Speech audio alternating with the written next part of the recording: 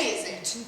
Vera, I'm working. On what? Chapter 2. Oh, chapter 2. It took you 6 months to write chapter 1. Flaubert spent 13 years on Madame Bovary. How did she stand it? Every time I read a book, I always skip that I was born jazz and turn immediately to the sexy part. You know, when the girl is 12. Good afternoon, ladies. I just checked on to see how my favorite authoress was doing. Oh, swimmingly, Lindsay. That's great, but why are you typing all by yourself? Well, after Agnes left, I couldn't bring myself to hire a new secretary. All this stuff is so intimate. Exactly what happened to Agnes? Well, we're not really sure. We kind of redesigned her, launched her, and except for one postcard, we haven't heard from her in 6 months. It says, I'm trying to do everything you told me to. It's from the Shangri-La Motel in East Stroudsburg, Pennsylvania. Hi, everybody. Auntie Mame. Darling. Uncle Lindsay, Auntie Vera. I hope everyone's not too busy because, well, I've got some terribly important news. Well, I hope it's gossip. It is. It's about me. I've got a girl.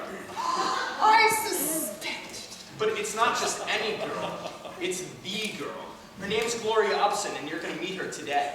I hope you didn't leave her sitting in the car. Oh, no, I dropped her off at a friend's house. She wanted to get all spruced up before she met you. Well, I better get spruced up myself. I'll bring Gloria back in 10 or 15 minutes, okay? I'll have my whole face organized. Oh my God, it's the Queen of Romania. Agnes, what happened? I opened a new window. I wanted you to be the first to know. Oh, Agnes, everything's going to be all right. Do you think they all noticed? Oh, never you worry, Agnes. Sit down right here and tell me exactly what happened. I'll try. With my wings resolutely spread, Mrs. Burnside, and my old inhibition shed, Mrs. Burnside, I did each little thing you said, Mrs. Burnside. I lived, I lived, I lived. I altered the drape of a drap of my bodice and softened the shape of my gown. I followed directions and made some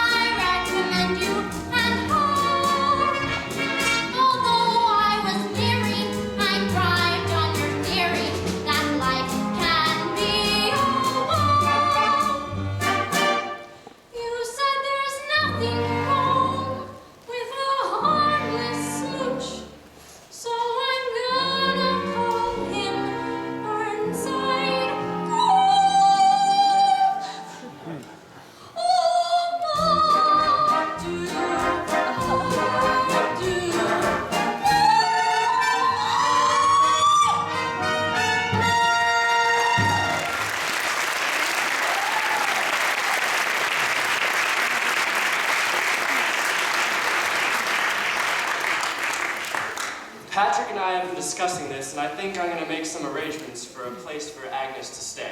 I know a darling Jesuit priest who runs a fascinating home for fallen women. Oh, I don't consider Agnes fallen, on the contrary. Auntie Mame, don't tell me Agnes is going to live here. I'll insist on it. Where else would she go in her friendly's condition? Oh, Vito, take our little mother upstairs. You're befriending me. Hell yes. Why should the Jesuits have all the fun?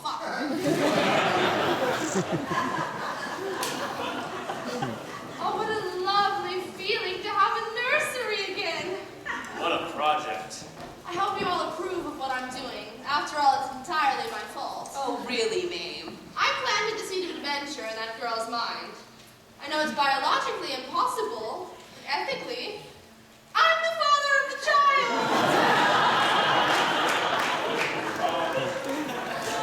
Yeah, well, I'll be buzzing along then. I'll be waiting to meet your glory. You know, with all the excitement, it's gotten pretty late. Another time? Oh, Thursday's perfect Oh, for me. Thursday she works as a nurse. Oh, isn't that nice? Friday? Oh, Friday she rusts up from Thursday. Ah. This is Gloria's busy week. You know, we'll sort something out. They're very social people. They give lots of parties. Who do? Yupsons, Gloria's folk. I'll get you invited to their place up in Connecticut, and you can all meet each other properly. Properly? I'll call you. I'll ride down with you. Goodbye for now, little father. Vera, what am I going to do? You'll have to do things properly. You'll have to invade Connecticut.